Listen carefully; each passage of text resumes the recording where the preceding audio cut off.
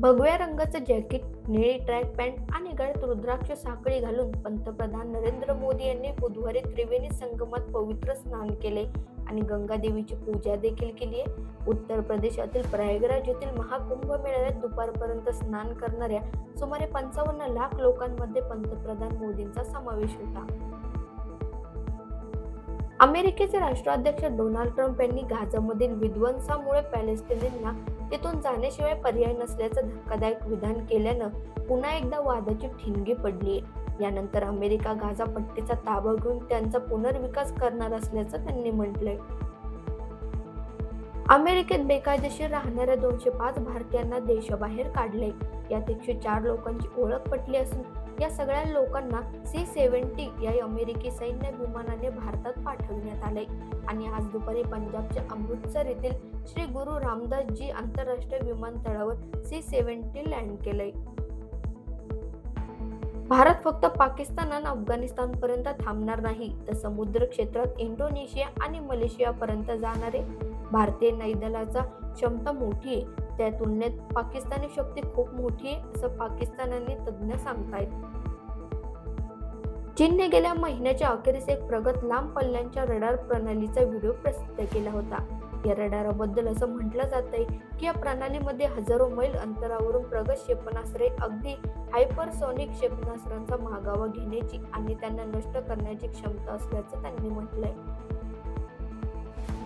अमेरिकेचे राष्ट्राध्यक्ष Donald Trump यांनी इराणबाबत मोठा दावा केलाय. जर इराणने माझी हत्या केली तर त्यांना नेस्तनाबूत करा, असे निर्देश ट्रम्प यांनी त्यांच्या सल्लागारांना दिले असल्याचं त्यांनी सांगितलंय. इस्माइली मुस्लिमांचे धार्मिक आणि आध्यात्मिक नेते अब्जादिश आगा खान यांचं मंगळवारी वयाच्या 88व्या वर्षी निधन झाले. शिया इस्माइली मुस्लिमांचे 49वे वंश परंपरागत इमाम आगा खान चौथे यांचे पोर्तुगालमध्ये निधन झाले. स्पेन सरकारने कर्मचाऱ्यांचे कामाचे तास आठवड्यातून कमी करण्याचा निर्णय घेतलाय. मंगळवारी झालेल्या साप्ताहिक मंत्रिमंडळ बैठकीत कामगार मंत्री योलांडा डियाज यांनी हा प्रस्ताव सादर केलाय. या प्रस्तावात आठवड्याला कामाचे तास 40 वरून 37.5 तासांपर्यंत कमी करण्याचा निर्णय घेण्यात आलाय. पॅलेस्टाईन राज्याच्या स्थापनेविषयी आपण इस्रायल सोबत कुठलेही संबंध प्रस्थापित करणार नाही, असे सौदी अरेबियाने आज एका निवेदनातून स्पष्ट केलंय. महत्त्वाचं म्हणजे सौदीची ही प्रतिक्रिया अमेरिकन राष्ट्राध्यक्ष डोनाल्ड ट्रम्प यांच्या एका विधानानंतर आली आहे. मॅरेथॉनच्या जगात धावपटूंमध्ये कर्टिसची चर्चा होती. याचं कारण कर्टिस हा मॅरेथॉन शूज घालून नाही, तर 3 इंच उंचीची हाय हील घालून धावत होता.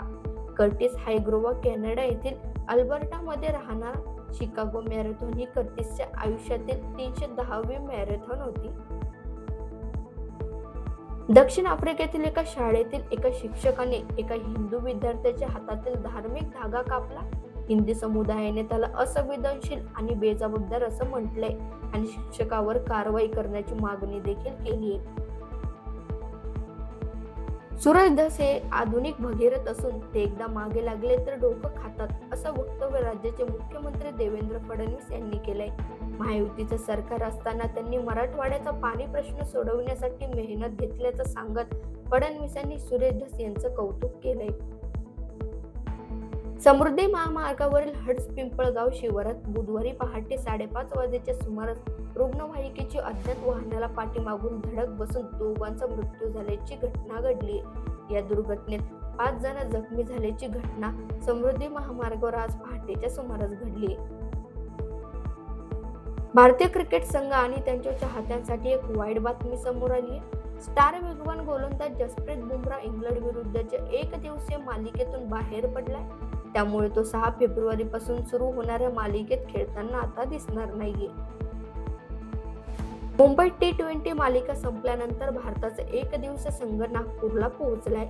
वरून एकदिवसीय संघाचा भाग नव्हता, तरीही त्यांनी नागपूरमध्ये संघासोबत सराव केला. त्यांनी अद्याप एकदिवसीय क्रिकेटमध्ये पदार्पण केले नाही, तर आता त्याला पहिल्यांदाच एकदिवसीय संघात स्थान देण्यात आलंय.